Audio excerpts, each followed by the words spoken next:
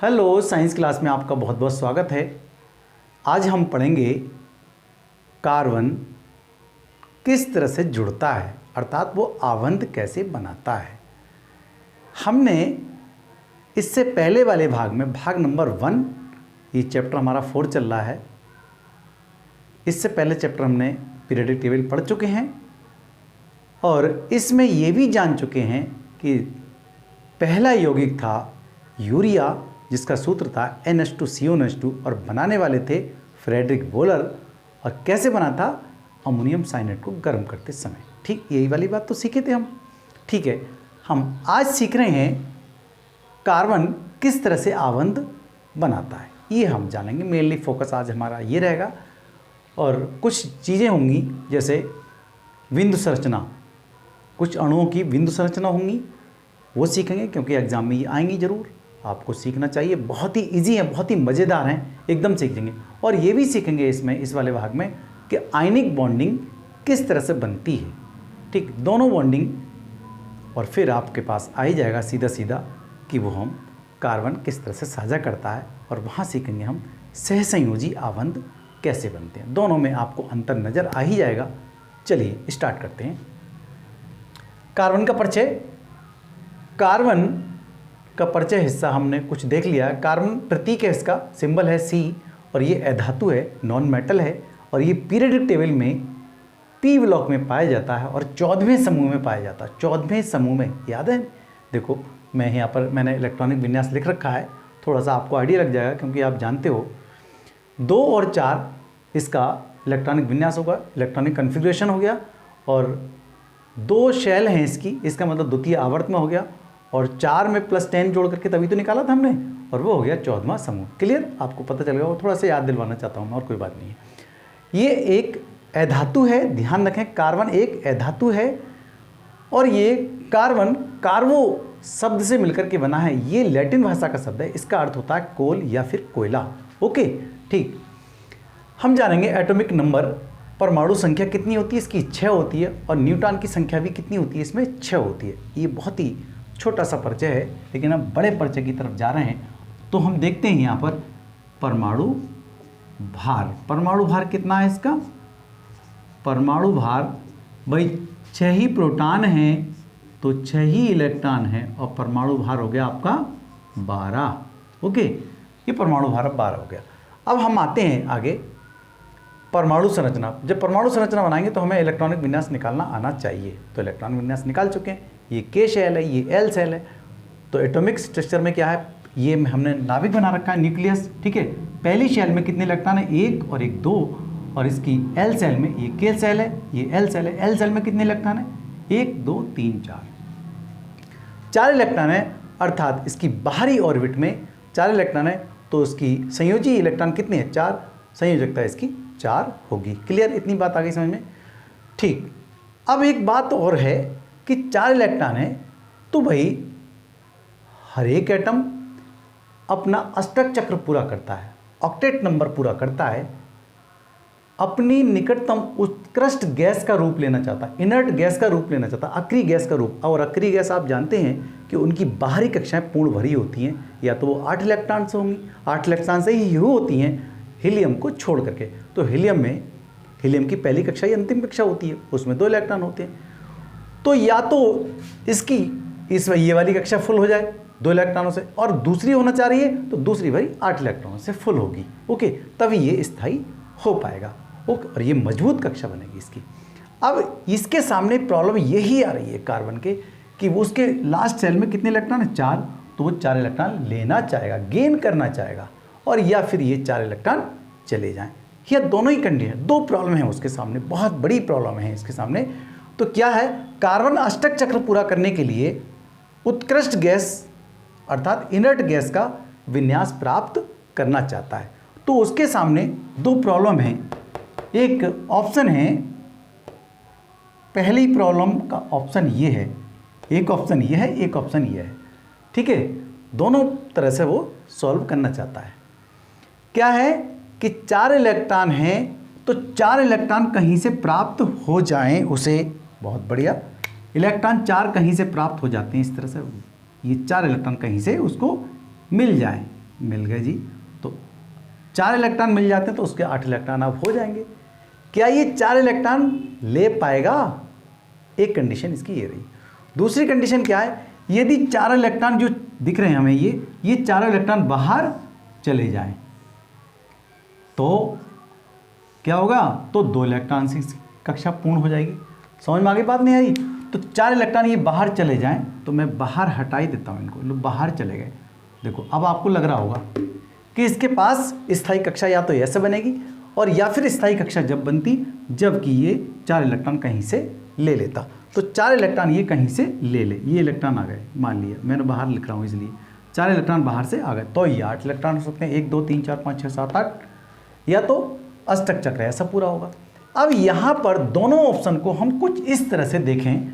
पहला ऑप्शन क्या है, यदि 4 इलेक्ट्रॉन प्राप्त कर वो C नेगेटिव हो जाएगा, मतलब 4 इकाई ऋणात्मक आवेश उसका हो जाएगा, बना सकता है, ऋणात्मक आवेश 4 इकाई बना सकता है। तो इसके नाभिक में है प्रोटॉन, इसके नाभिक में प्रोटॉन है, कितने प्रोटॉन है? 6। तो 6 प्रोटॉन वाले नाभिक के लिए 4 अतिरिक्त इलेक्ट्रॉन धारण करना मुश्किल होगा। ये वाली बात कैसी लगी? एक बात देखिए, मैं बताऊं आपको, एक एग्जाम्पल देना चाहता हूं। जैसे ये हम बात क्यों कह दी कि धारण करना मुश्किल होगा? भाई इसके नाभिक में 6 प्रोटॉन है तो पॉजिटिव चार्ज कितना है? 6 इकाई है, और इलेक्ट्रॉन कितने हैं इसके? 6 इलेक्ट्रॉन है, तो उस पर नेगेटिव चार्ज है, तो फोर्स ऑफ अट्रैक्शन क्या है? बहुत ज़्यादा है, ठीक, 6 के 6 इलेक्ट्रॉनों पर है। फिर क्या हुआ, जब 6 इलेक्ट्रॉन पर जो अट्रैक्शन बल है बहुत ज़्यादा है, तो यहाँ स्थिति क्या बन गई है, मैं एग्जाम्पल के द्वारा बता रहा हूँ आपको, अभी देखते हैं।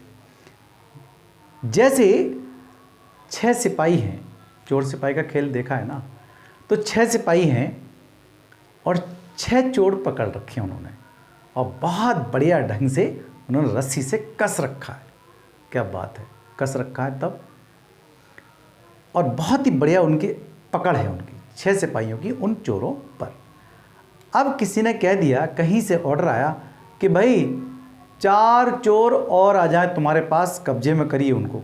तो 6 सिपाहियों को अपने हाथों के द्वारा कसना बड़ा मुश्किल काम हो जाएगा। हो जाएगा नहीं हो जाएगा? उनसे वो छूटना चाहेंगे, छूटने की ज़्यादा संभावना है, निकलने की ज़्यादा संभावना है। तो उनको धारण करना उन 6 सिपाहियों के लिए, और 10 चोरों का धारण करना मतलब इकट्ठा करना, संभालना बहुत मुश्किल हो जाएगा। तो यही वाली बात यहाँ पर है, जो पॉजिटिव चार्ज है वो 6 इकाई है। 4 इलेक्ट्रॉन तो पहले, 6 इलेक्ट्रॉन तो पहले से ही उसके पास, 4 और आ जाएंगे, ये वाले 4 आ जाएंगे तो 10 इलेक्ट्रॉन हो गए, अर्थात 4 अतिरिक्त इलेक्ट्रॉन हो गए उनके पास, तो उनको संभालना मुश्किल होता है। ठीक है, 6 प्रोटॉन के लिए। ओके, समझ में आ गई? यहाँ इलेक्ट्रॉन अगर ऐसा होता तो 4 माइनस का अर्थात ऋणात्मक आवेश हो जाएगा। ओके, ये वाली बात समझ में आ गई? ये बहुत मुश्किल काम है, बहुत मुश्किल होगा। दूसरी बात देखें, ये वाली कंडीशन तो इनकी फेल हो गई भाई, 4 इलेक्ट्रॉन को धारण नहीं कर पाएगा कार्बन, 4 इलेक्ट्रॉन को धारण नहीं कर पाएगा, मतलब ऋणात्मक नहीं होना चाहेगा। ओके, दूसरी बात को समझें, यदि 4 इलेक्ट्रॉन खो दे, मतलब लूज कर दे, दान कर दे, प्राप्त करके तो ये स्थिति आती, और खो करके मतलब लूज कर दे, तो लूज करेगा तो 4 इकाई प्लस का आवेश हो जाएगा। क्या बात रही, 4 इलेक्ट्रॉन ये निकल जाए तो इस तरह की कंडीशन ये आ जाएगी, ये इस तरह की कंडीशन आ जाएगी, ये वाली, और ये वाली कंडीशन आ जाती ये वाली, ठीक, माइनस वाली, तो ये धनात्मक बन जाएगा। बन सकता है अगर 4 इलेक्ट्रॉन वो लूज कर दे, ध्यान रखना यही वाली बात है खास। 6 प्रोटॉन वाले के लिए ये काम भी बहुत मुश्किल है। आप जानते हैं कि किसी भी एटम से इलेक्ट्रॉन को लगने वाली, इलेक्ट्रॉन को निकालने में लगने वाली जो एनर्जी है वो आयनन विभव, तो 1 इलेक्ट्रॉन में तो बहुत एनर्जी लगती है भाई, तो 2 इलेक्ट्रॉन निकालने में तो बहुत ज़्यादा लगेगी, 3 को तो बहुत ही मुश्किल होगा, और 4 को तो पॉसिबल ही नहीं है, मतलब संभव ही नहीं है, असंभव चीज़ है, बहुत ज़्यादा एनर्जी की ज़रूरत पड़ेगी। ठीक, ऐसे समझ लीजिए ना कि जो 6 सिपाही हैं, 6 इलेक्ट्रॉन को पकड़े, वो 6 चोरों को पकड़े हुए हैं, बहुत कस के पकड़े हुए हैं, उनमें से हम एक चोर को निकालना चाहें, भगाना चाहें, तो हमें बहुत ज़्यादा क्या करेगा, तमाम सारे दिमाग लगाने पड़ेंगे, कहीं तरकीब लगानी पड़ेंगी, तब कहीं वो एक चोर भगा पाएंगे, निकल जाएगा, छूट करके छूट जाएगा उनसे। क्या हम दूसरे चोर को निकाल सकते हैं? वो चौकस नहीं हो गया सिपाही, 6 के 6 सब चौकस हो गए, तैयार हो गए, कैसे निकाल पाएगा देखेंगे भाई।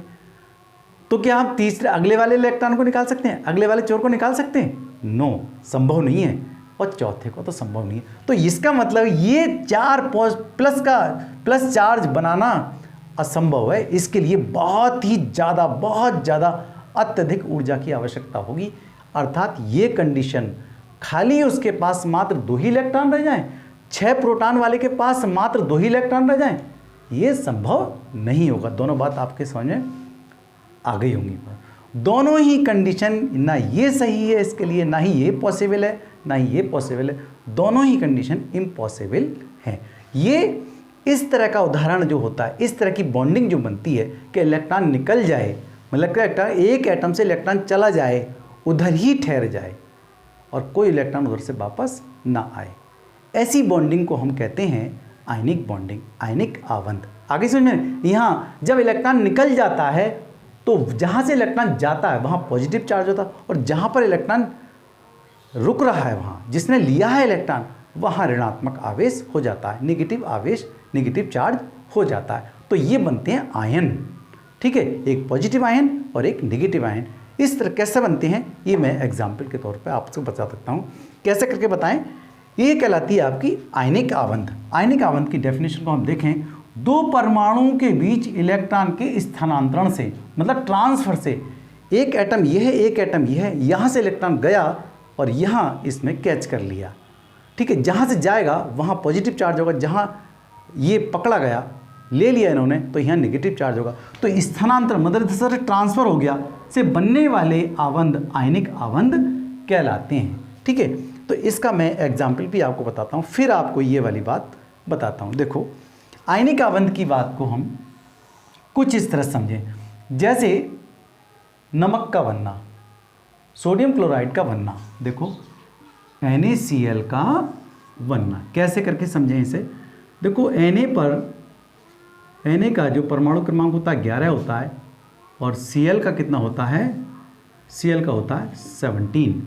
तो इसका इलेक्ट्रॉनिक कॉन्फ़िगरेशन कितना होता है, 2 8 1, और इसका कितना होता है 2 8 7। तो मैं यहाँ बना देता हूँ, देखो ये हो गया इसका न्यूक्लियस, और ये हो गई इसकी पहली कक्षा। तो पहली कक्षा में कितने इलेक्ट्रॉन है, 2, और दूसरी में कितने हैं भाई, 8 1 2 3 4 5 6 7 8, और फिर लास्ट वाली सेल में कितने इलेक्ट्रॉन है, 1 2 8 1 हो गया।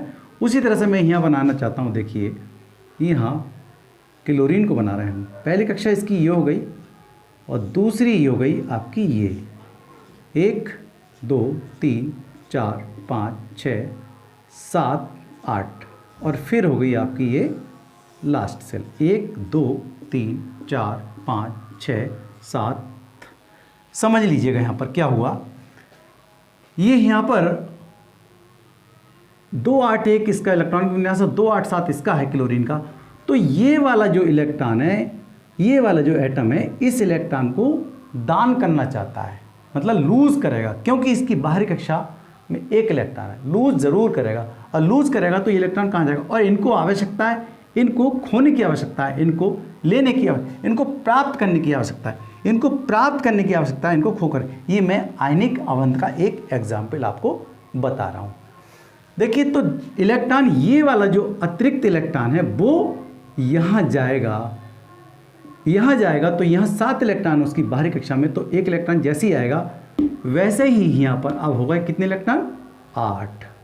यहाँ तो हो गए भाई 8 इलेक्ट्रॉन, और यहाँ कम हो गया, अब क्या हो गया 2 8। तो आप जान गए, मैंने बताया था कि वो अष्टक चक्र पूरा करना चाहते हैं। तो कुछ यौगिक ऐसे भी हैं जो अष्टक चक्र को इस तरह से करते हैं।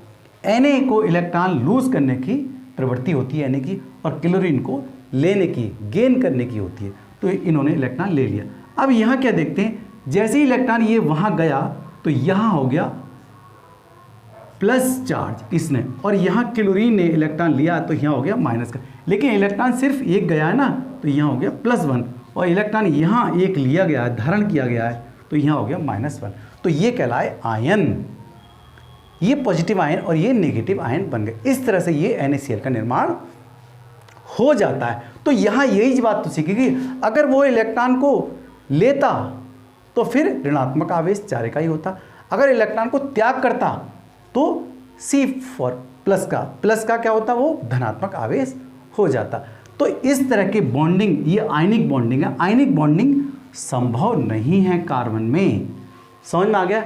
आयनिक बॉन्ड की एक और विशेषता बता दूं कि आयनिक बॉन्ड के जो बॉइलिंग पॉइंट हैं और मेल्टिंग पॉइंट हैं वो बहुत ऊंचे होते हैं, उच्च होते हैं, ठीक है। और इसमें आयन है इसलिए ये विद्युत के चालक भी होते हैं। हालांकि मैं थोड़ी और बात करूंगा इसमें आयनिक बॉन्ड में क्या क्या विशेषताएं हैं इसकी, ठीक। आपको समझ में आ गई होगी बात ये। तो ये इस तरह की बॉन्डिंग भी नहीं बना पाता कौन, कार्बन। तो फिर कार्बन कौन सी बॉन्डिंग बनाता है, ये वाली बात हम अब देखते हैं। तो कार्बन इलेक्ट्रॉन को देता ही नहीं है, ट्रांसफर नहीं करता, बल्कि म्यूचुअल ट्रांसफर करता है, मतलब बराबरी का साझेदारी करता है, सहभागिता करता है। चल भाई, मैं 1 इलेक्ट्रॉन तुझे दे दूंगा, तू भी तो मुझे 1 इलेक्ट्रॉन दे। मैं 2 इलेक्ट्रॉन दे दूंगा, चल तू भी तो मुझे 2 इलेक्ट्रॉन दे। मैं 3 इलेक्ट्रॉन दूंगा, चल तू भी तो मुझे 3 इलेक्ट्रॉन दे। तो बराबर की साझेदारी करता है भाई। ये कार्बन के अंदर खास बात ये है। तो इस बराबर की साझेदारी में एक बॉन्डिंग बनती है, आवंध बनता है, उसका नाम है सहसंयोजी आवंध। आपको समझ में आ गई। तो सहसंयोजी आवंध क्या होते हैं, 2 परमाणुओं के बीच इलेक्ट्रॉन के एक युग्म की साझेदारी के द्वारा बनने वाले आवंध सहसंयोजी आवंध कहलाते हैं। बराबर की साझेदारी होती है। अगर 1 इलेक्ट्रॉन इधर से देगा एक एटम, तो दूसरा भी 1 इलेक्ट्रॉन का आदान प्रदान करेगा। जबकि इसमें क्या होता है, 2 परमाणुओं के बीच, मतलब आयनिक आवंध में 2 परमाणुओं के बीच इलेक्ट्रॉन के स्थानांतरण, यहाँ पर इलेक्ट्रॉन स्थानांतरण ही हो गया, इलेक्ट्रॉन चला ही गया, उधर से कोई इलेक्ट्रॉन नहीं आया है, ठीक। स्थानांतरण से बनने वाले आवंध आयनिक आवंध कहलाते। तो ये आयनिक आवंध का निर्माण भी नहीं करता है, ये सिर्फ करता है। तो इस समस्या को कार्बन बहुत ही आसानी से सुलझा लेता है, क्योंकि उसके पास तो 4 इलेक्ट्रॉन है। अगर कोई कहता है भाई हाँ भाई 1 इलेक्ट्रॉन की आवश्यकता है, तो तैयार रहता है, बिल्कुल कार्बन तैयार रहता है, इस समस्या को स्वयं सुलझा लेता है। और वो है क्या है, सहसंयोजी आवंध के द्वारा। तो चलिए अब हम सीखते हैं सहसंयोजी आवंध का कोई उदाहरण, चलिए देख लेते हैं किस तरह से आएगा। समझ में आ गया होगा आपके ये, ठीक है। द्वारा ही वहाँ बॉन्ड बनते हैं और वो बॉन्ड कहलाएगा सहसंयोजी आवंध। इसको क्या बोलते हैं हम, कोवैलेंट बॉन्ड, ओके। बराबर की साझेदारी के द्वारा बनने वाले आवंध सहसंयोजी आवंध कहलाते हैं। समझ में आ गई होगी बात आपके। नहीं आती है तो देखो मैं एक बहुत ही बढ़िया बात बताता हूँ। जो कहानी है, छोटी सी कहानी, आपको पता है इस बात का कि जैसे एक किसान ये है, एक किसान ये है, इसके पास भी एक बैल है, इसके पास भी एक बैल है। तो कहता है भाई अगर हमें एक बैल और मिल जाए तो हम अपनी खेती को जोत करके बुवाई कर देंगे। ये किसान कहता है भाई मुझे भी एक बैल मिल जाता तो मैं भी अपनी खेती की जुताई बुवाई कर लेता, आसान, मेरी किसानी बहुत आराम से चल जाती। इन्होंने इनसे मांगा कि तो भाई तुम अपना बैल दे दो मुझे। बोले दूंगा जब तुम अपना भी बैल मुझे दोगे तभी ऐसा हो सकता है, ठीक। तो कहाँ शर्त है, चलो भाई हो जाता। तो ये साझा हो रहा है, समझौता हो रहा है एक तरह से, ठीक है नहीं। तो इन्होंने बैल दे दिया, ये अपना खेत तैयार कर लाए, इन्होंने इनसे बैग ले लिया, ये भी अपना बैल लेकर के तैयार कर, लेकिन इनका बैल इनके पास है, इनका बैल भी ले लिया इन्होंने, इनका बैल भी इनके पास है, इनका बैल इनसे ले आए। तो बराबर की साझेदारी हो रही है, ठीक है नहीं। तो अपनी खेती इनकी भी चली, तो इनकी भी पूरी खेती चली, इनकी भी पूरी खेती चली। समझ में आ गई होगी बात आपके। उसी तरह से जो एटम हैं वो इलेक्ट्रॉन लेते हैं, अपना इलेक्ट्रॉन भी रखते हैं और दूसरे एटम से भी इलेक्ट्रॉन ले लेते हैं। और वहाँ पर इसी तरह से ये वाला एटम भी इससे इलेक्ट्रॉन लेगा, अपना इलेक्ट्रॉन भी रखेगा और उससे भी ले लेगा। तो बराबर की साझेदारी यहाँ हो जाती है, वहाँ पर वो कहलाती है पेयरिंग शेयरिंग, ओके, युग्म की साझेदारी। तो इस तरह से बहुत सारे कार्बन इस तरह से बहुत सारे यौगिकों का निर्माण करता है, और वो भी करता है सहसंयोजी आवंध के द्वारा, अर्थात कोवैलेंट बॉन्ड के द्वारा। तो हम देखते हैं, बनाते हैं, कुछ उदाहरण लेते हैं, मतलब आप उदाहरण सीख जाएंगे। आते हैं बहुत ज़्यादा एग्जाम में आते हैं कि हाइड्रोजन की इलेक्ट्रॉन बिंदु संरचना बनाइए, क्लोरीन की बनाइए, नाइट्रोजन की बनाइए, पानी की बनाइए, CH4 की, मीथेन की बनाइए। ठीक है, तो हम बहुत सारी चीज़ों को अभी अभी सीखेंगे। इलेक्ट्रॉन बिंदु संरचना के अंदर जो बनने वाले जो संयोजी सहसंयोजी अवंध है वो हम सीखेंगे। चलिए बनाते हैं हाइड्रोजन H2 का बनना, मतलब हाइड्रोजन का बनना किस तरह से बनता है हाइड्रोजन। देखो हम देख रहे हैं यहाँ पर कि हाइड्रोजन, ये हाइड्रोजन का सिंबल हो गया, परमाणु क्रमांक 1 है। हाइड्रोजन का परमाणु क्रमांक कितना 1 है। यहाँ पर वो 1 है तो मैं दो बातें लिख रहा हूँ। यहाँ परमाणु क्रमांक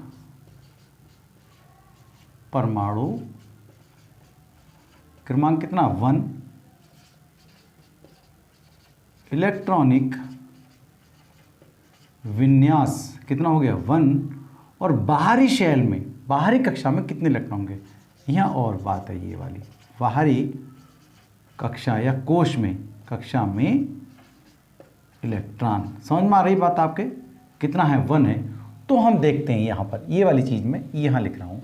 देखो हाइड्रोजन की बाहरी कक्षा में लिखना है मुझे, जब भी लिखना है तो बाहरी कक्षा में कितने इलेक्ट्रॉन है। इलेक्ट्रॉन को हम क्रॉस के द्वारा भी दिखा देते हैं और डॉट के द्वारा भी दिखा देते हैं। ठीक है, ये क्रॉस मैं यहाँ दिखा रहा हूँ, और दूसरा हाइड्रोजन ये वाला, तो इसका तो ये कहता है हाइड्रोजन भाई हमारे पास तो एक इलेक्ट्रॉन, अगर कोई हमें कोई एक इलेक्ट्रॉन दे दे तो बड़ा बढ़िया रहेगा। अच्छा एक इलेक्ट्रॉन दे दे, चलो भाई एक इलेक्ट्रॉन दे देंगे। तो साथ में दूसरा हाइड्रोजन आता है जी। हमारी प्रॉब्लम भी यही है, ये भी अपना अष्टक चक्र पूरा करना चाहता है। इसका जो स्थायी कक्षा होती है, स्टेबल होती है, वो 2 इलेक्ट्रॉनों से होती है। पूरी कक्षा, पहली कक्षा इसकी 2 इलेक्ट्रॉनों से भर जाती है, इसकी पहली कक्षा 2 इलेक्ट्रॉनों से भर जाती है। हम जानते हैं उसके पास एक इलेक्ट्रॉन है, एक इलेक्ट्रॉन और चाहिएगा उसे।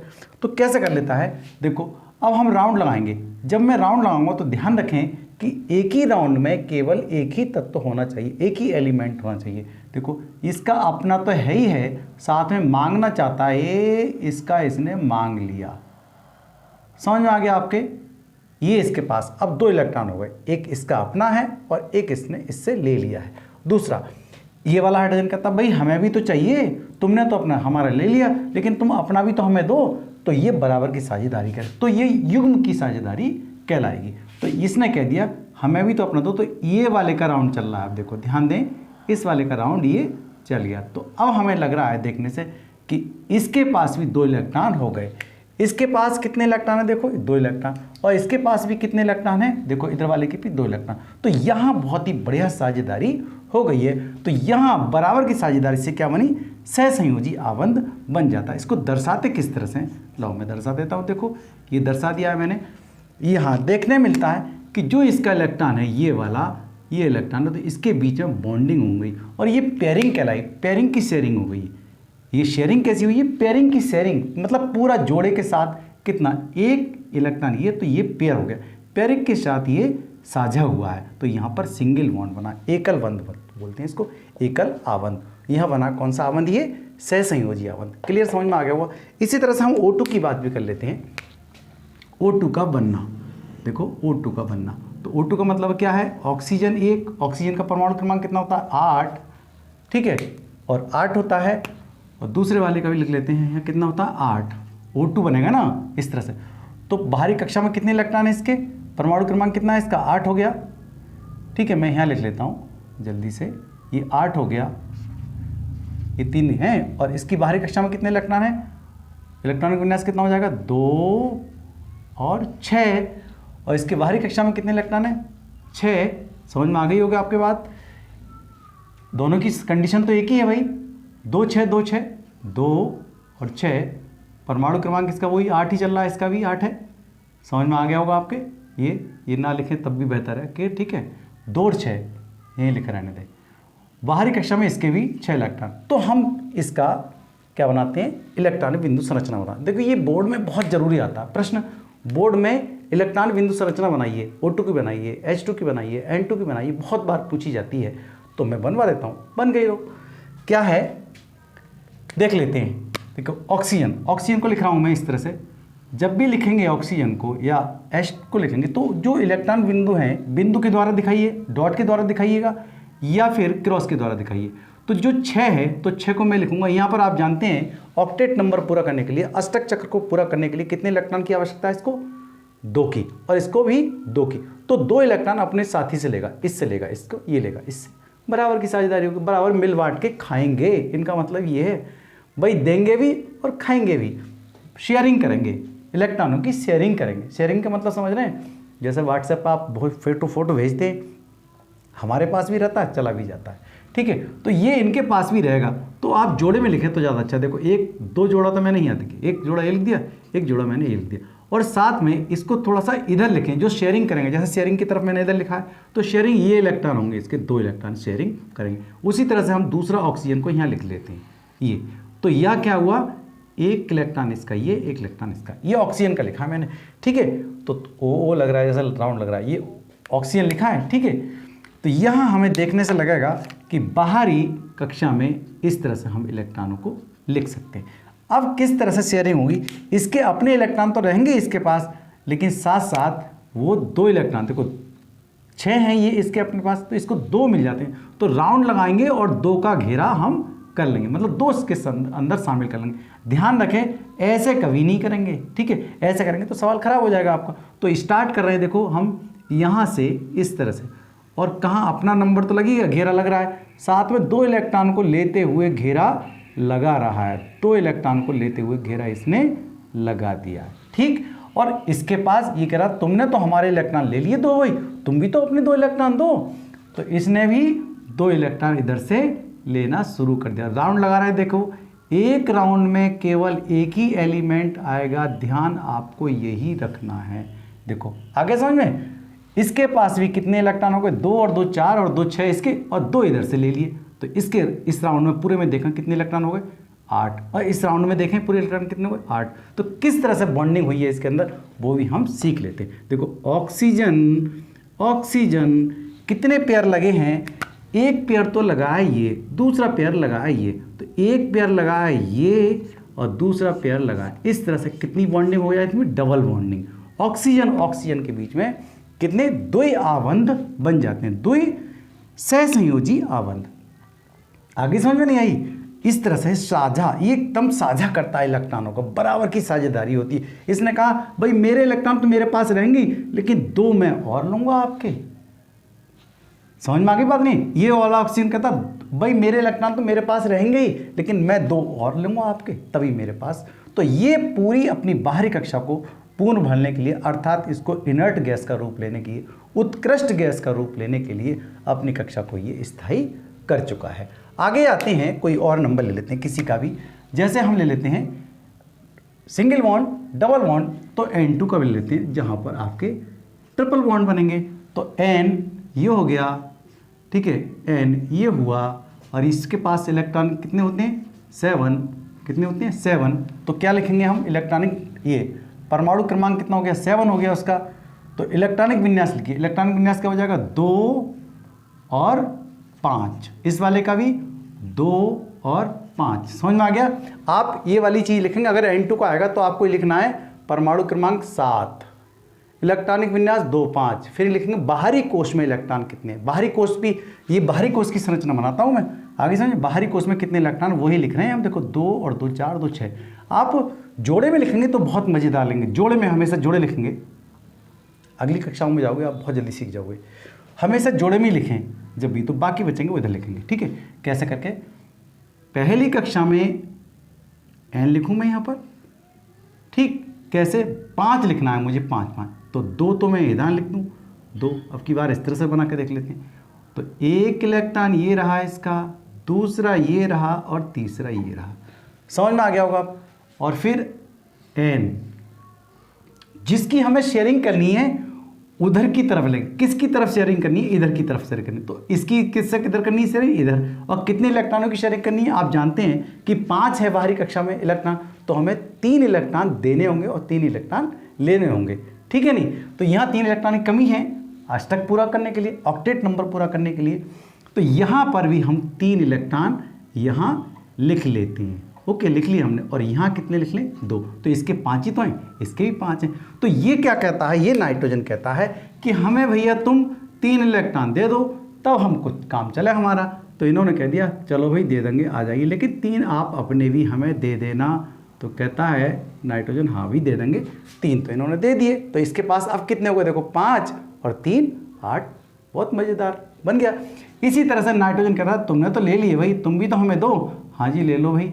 तो ये चला, राउंड लगा रहा हूँ, देखो ध्यान दें, राउंड करते समय ये ध्यान देंगे कि अपने तो राउंड लगेगा ही लगेगा, साथ में 3 इलेक्ट्रॉन और ये ले लेगा। इस तरह से ये आपका क्या हुआ, पूरा शेयरिंग हो गई। और कितने इलेक्ट्रॉनों की शेयरिंग हुई है देखिए, 1 जोड़ा, 2 जोड़ा, 3 जोड़ा, युग्म, युग्म मीन्स जोड़ा, पेयर, पेयर कितना, 1 पेयर, 2 पेयर, 3 पेयर, तो कितना हुआ पेयर देखेंगे, 1 पेयर हुआ 1 बॉन्ड, दूसरा पेयर हुआ ये, और तीसरा पेयर हुआ। इसका मतलब है नाइट्रोजन N2 का जो बनना होगा वो कितने पेयर से होगा, वो 3 पेयर से होगा। आपको दिखाई दे रहा है क्या हैं, ये देखो, ये 1 बॉन्ड, ये 2 बॉन्ड और ये 3 बॉन्ड। इसको इस तरह से भी दिखा सकते हैं, इसके इलेक्ट्रॉन यहाँ भी दिखा सकते हैं, कोई जरूरी नहीं है। देखो ये वाले इलेक्ट्रॉन भी यहाँ दिखा सकते हैं, ये वाले जो कह रहे हैं बचे हुए दिखा सकते हैं, कोई दिक्कत नहीं है, बचे हुए हम दिखा सकते हैं। ऐसा करके ना दिखाएंगे तब भी चलेगा, दिखा देंगे तब भी चलेगा। ओके, समझ में आ गई, बात नहीं आ रही है। इस तरह से कोई और देखें, ये बराबर की साझेदारी कर देगा कार्बन भी, मतलब कार्बन किसी और एटम के साथ करेगा तो उससे कहेगा तुम अपना इलेक्ट्रॉन मुझे दो तभी मैं दूंगा। वहाँ पर सहसंयोजी आबंध बनेंगे, अर्थात वहाँ कोवेलेंट। तो यहाँ करेंगे सिंगल कोवेलेंट बॉन्ड है, यहाँ डबल कोवेलेंट बॉन्ड है और यहाँ ट्रिपल कोवेलेंट बॉन्ड है, या ट्रिपल बॉन्ड भी हम कह सकते हैं सीधे। ठीक है, और किसी एग्जाम्पल को देख लेते हैं, जैसे क्लोरीन का बनना, Cl2 का बनना। मतलब मैं ये क्यों सिखा रहा हूँ आपको, ये एग्जाम में आता है कि क्लोरीन के अणु किस तरह से बनता है, तो वो बनता है सहसंयोजी आबंध के द्वारा। तो सहसंयोजी आबंध फिर कार्बन में भी बनेंगे। चलो हम क्लोरीन को देख लेते हैं। क्लोरीन का एक क्लोरीन तो ये हुआ और दूसरा क्लोरीन यहाँ हो गया। ठीक है, तो ये कितना परमाणु क्रमांक होता है इसका, 17, परमाणु क्रमांक 17 है। मेरे पास जगह थोड़ी कम हो रही है, लाइन वही रख रहा हूँ मैं। यहाँ क्या आएगा बताइए, यहाँ आएगा परमाणु क्रमांक और यहाँ आएगा इलेक्ट्रॉनिक विन्यास। तो लिख लें इलेक्ट्रॉनिक विन्यास, तो यहाँ कितना आएगा इलेक्ट्रॉनिक विन्यास, 2, 8 और 7। ऐसे इसका लिखेंगे हम दूसरे वाले का, 2, 8 और 7। ठीक है, अब आपको देखने मिल रहा है बाहरी कोश में कितने इलेक्ट्रॉन है, बाहरी कोश में इलेक्ट्रॉन कितने हैं, 7, और इसके भी कितने हैं, 7। ठीक है, यही चीज़ लिखनी है आपको, 3 चीज़ें, 3 लाइन है पीछे लिखी हुई है। परमाणु क्रमांक जो भी लिखा हुआ है, जो भी लिखा हुआ है, जो भी लिखा हुआ है। ठीक है, इस तरह से हम आगे और बढ़े तो यहाँ इलेक्ट्रॉनिक विन्यास 287, 287। तीसरी लाइन लिखेंगे बाहरी कोश में, बाहरी कोश में ही लिख रहा हूँ मैं बार बार, ये बाहरी कोश का ही बना रहा है। बाहरी कोश में उपस्थित इलेक्ट्रॉनिक संख्या, बाहरी कोश में उपस्थित इलेक्ट्रॉनिक संख्या, बाहरी कोश में कितने इलेक्ट्रॉन है इसके, 7। तो 7 के लिए हम ही क्या बनाएं, ये शेयरिंग, इसकी इलेक्ट्रॉन बिंदु संरचना हम बनाने जा रहे हैं। ये क्या नाम है इसका, इलेक्ट्रॉन बिंदु संरचना, इलेक्ट्रॉन बिंदु संरचना। क्लियर, तो इलेक्ट्रॉन बिंदु संरचना Cl लिखें तो ये Cl हो गया आपका, देखो ये Cl हो गया, और दूसरा Cl भी हम लिख लेते हैं। कितने इलेक्ट्रॉन लिखे हैं मुझे, 7। इसको 1 इलेक्ट्रॉन चाहिए, तो 1 इलेक्ट्रॉन मुझे साझा, मतलब 1 इलेक्ट्रॉन इसको चाहिए, तो चाहिए वाले को तो मैं लिख देता हूँ यहाँ इस तरह से। क्लियर, और जो हमारे पास और इलेक्ट्रॉन शेष बचे हुए वो हम यहाँ लिख लेते हैं।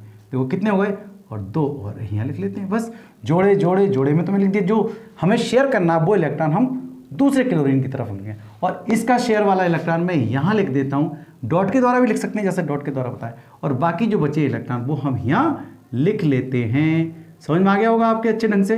मैं दूसरे पेन से राउंड लगाऊंगा ताकि शेयरिंग करेंगे इलेक्ट्रॉन, बहुत मज़ेदार। देखो कितने इलेक्ट्रॉन लेगा ये, जो उसका कितना इलेक्ट्रॉन लेगा, 1 इलेक्ट्रॉन कम, 1 इलेक्ट्रॉन की कमी है, तो वहाँ हम 1 ही इलेक्ट्रॉन पर घेरा लगाएंगे। अपने तो लगा ही रहा है, साथ साथ दूसरे की तरफ से। और ये भी ध्यान रखेंगे हम घेरा केवल जो राउंड लगाएंगे, गोला जो बनाएंगे, वो एक ही तत्व, एक गोले में सिर्फ एक ही तत्व आएगा। कभी इस तरह से लगा दें तो यहाँ से चलते हैं हम, देखो ये घेरता हुआ जा रहा है, जा रहा है, जा रहा है, जा रहा है, और किसका, क्लोरीन की तरफ हो गया। क्लियर, समझ में आ गई बात। चाहे उस तरह से बना लें, यहाँ पर भी बना सकते हैं, इसमें इस तरह से पहले एक संरचना बनाएं, फिर उसके बाद ये उस तरह से बना सकते हैं, कोई दिक्कत नहीं। यहाँ देखें क्लोरीन इसने शेयरिंग नहीं की अभी, इसका इलेक्ट्रॉन लिया ही है इसने अपना इलेक्ट्रॉन नहीं दिया, तो चलो ये भी दे देगा।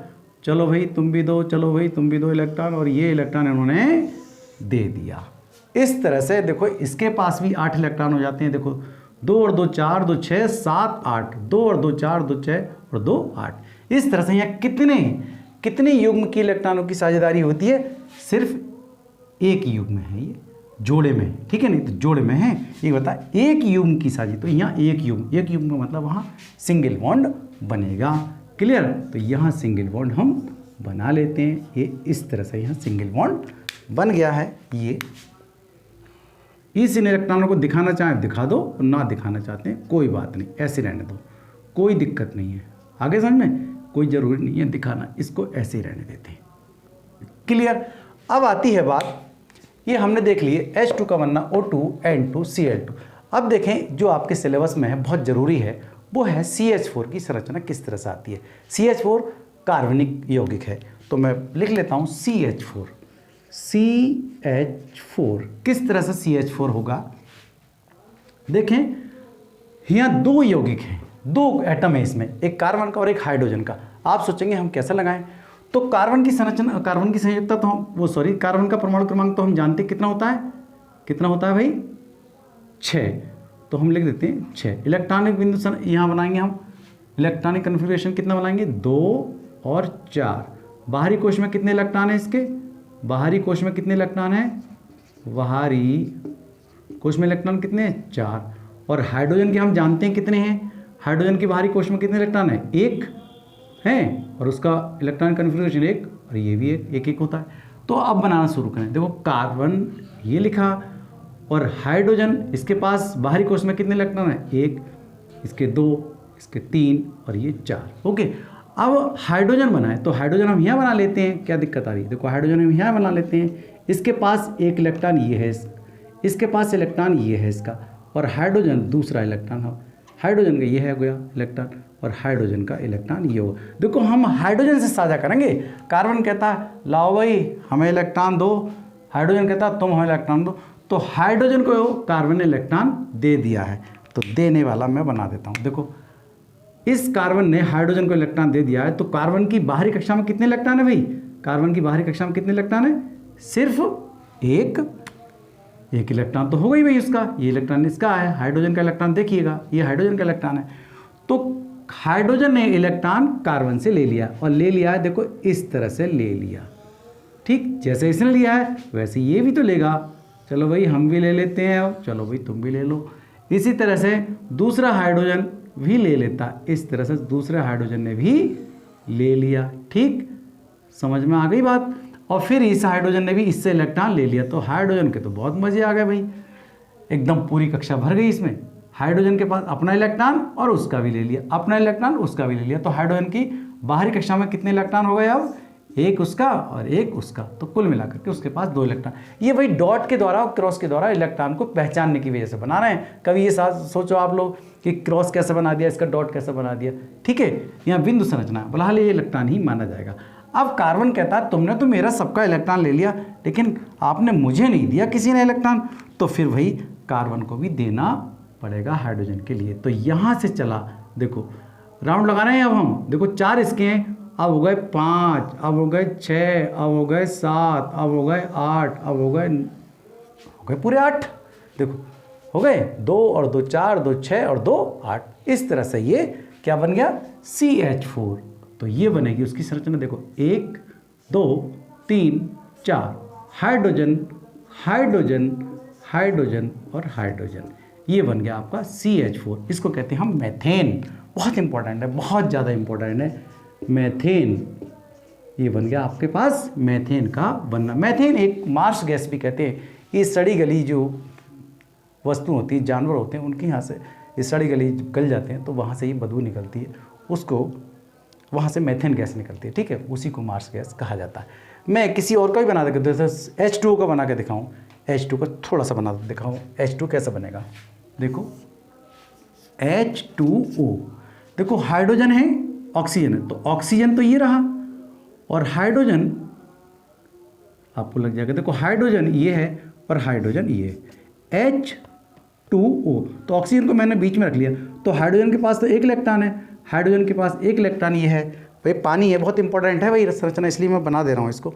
अब फिर ऑक्सीजन के पास कितनी है बाहरी कक्षा में, कितने इलेक्ट्रॉन है, बाहरी कक्षा में कितने इलेक्ट्रॉन है, 6। देखो 6 हैं, तो देखो 2 तो हमने यहाँ रखे, 2 तो हमने यहाँ रखे और 2 हमने इसकी दूसरी हिसाब से बना लीजिएगा। देखो कभी पहचान है तो 2 इसके ये रहे, ठीक है। अब हो गए 4 और 1 रखें हम यहाँ 5 और ये रखें 6। क्लियर हो गई बात, समझ में आ गई होगी। तो हाइड्रोजन कहता है हमें दो भाई इलेक्ट्रॉन, ताकि हम अपनी कक्षा पूरी कर लें, हम अपना अष्टक चक्र पूरा कर लें, ऑक्टेट नंबर पूरा कर लें, ठीक है। तो ये क्या हुआ, ऑक्सीजन ने इलेक्ट्रॉन किसको, हाइड्रोजन को दे दिया, बन गया लो। तो इसी तरह से ये भी दे दिया, ठीक है। अब ऑक्सीजन कहता तुम भी तो हमें दो भाई, ये बात थोड़ी कि हमसे ले लिया इलेक्ट्रॉन उन्होंने, ठीक है। तो ऑक्सीजन कहता है, तो हाइड्रोजन कहता है ले लो जी ले लो। तो अब चलते, तो 4 और 2 6 तो हैं इसके पास। अब लेगा देखो इस तरह से, ये क्या लेगा, अब चला यहाँ से, ओह सॉरी, ये यहाँ से चला लेता हुआ और ये बन गया आपका H2O का बनना। इस तरह से H2O बन जाता है। ओके, ये जरूरी नहीं ऐसे बना, ऐसे बना सकते हो, देखो ऐसे करके भी बना सकते हो आप लोग। तो ये बन गई आपकी H2O की संरचना, ठीक। ऐसे भी लिख सकते हैं, ऐसे करके, ये H ऐसे नहीं, ऐसे भी लिख सकते हैं, ठीक है। ये इस तरह से आपके H2O की संरचना बन गई है, मतलब इलेक्ट्रॉन बिंदु संरचना। आप समझ गए होंगे अच्छे ढंग से। इस तरह से कार्बन बहुत सारे यौगिकों को बनाता है, जैसे मैंने CH4 का बनाना बताया, ये मेथेन यौगिकों का बनना। चलिए हम आगे अब सीखेंगे, थोड़े से इसके विषय में मैं जानकारी दे दूं। देखिए यहाँ जो बनाई हैं, दो चीज़ें बनाई हैं, मैं आपको फटाफट बता देता हूँ। यहाँ सहसंयोजी आबंध बने हैं और ये है आयनिक आबंध। सहसंयोजी आबंध के बीच में जो कोवेलेंट बॉन्ड जो होती है, बहुत कमज़ोर बॉन्ड होती है, थोड़ा सा हीट देने पर ये जल्दी से टूट जाती है। तो इसके जो मेल्टिंग पॉइंट और बॉइलिंग पॉइंट, अर्थात जो इसके गलनांक और क्वथनांक निम्न होते हैं, ठीक है। और ये विद्युत का चालन भी नहीं करते, क्योंकि विद्युत का चालन नहीं करें, क्योंकि आयन तो बन नहीं रहे हैं इसके अंदर। परंतु ये जो है आयनिक आबंध जो हैं वो थोड़े से उच्च होते हैं, इनके गलनांक उच्च होते हैं और क्वथनांक भी उच्च होते हैं। थोड़ी सी हीट देने पर ये जल्दी से टूटते नहीं हैं, वॉयल नहीं होते हैं, वाष्पीकृत नहीं होते हैं, ये वाष्पीकृत होते हैं, ठीक है। जैसे हाइड्रोजन, जैसे हम क्लोरीन को थोड़ा सा हीट करें, जल्दी से ये बॉन्ड टूट जाएगा, और टूट जाएगा तो ये उड़ जाएगा। ऐसे हाइड्रोजन की बात करें, ये हाइड्रोजन मान लिया हमने थोड़ा सा हीट दे दी इसे, ये जल्दी से, तो ये वीक बॉन्ड होते हैं, वीक होते हैं ये, ठीक है। इनके गलनांक और क्वथनांक कैसे होते हैं, निम्न होते हैं, और ये विद्युत का चालन भी नहीं करते। समझ में आ गई होगी, मैं बता देता हूँ। देखो क्वथनांक और गलनांक कैसे होते हैं, निम्न। किसके, ये होते हैं निम्न, एक बात। और दूसरी बात क्या है, ये विद्युत का चालन भी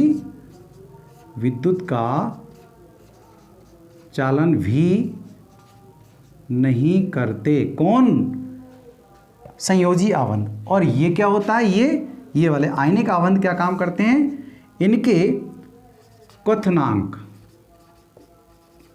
हैं बॉइलिंग पॉइंट और गलनांक मेल्टिंग पॉइंट, मतलब जल्दी से पिघलते नहीं हैं।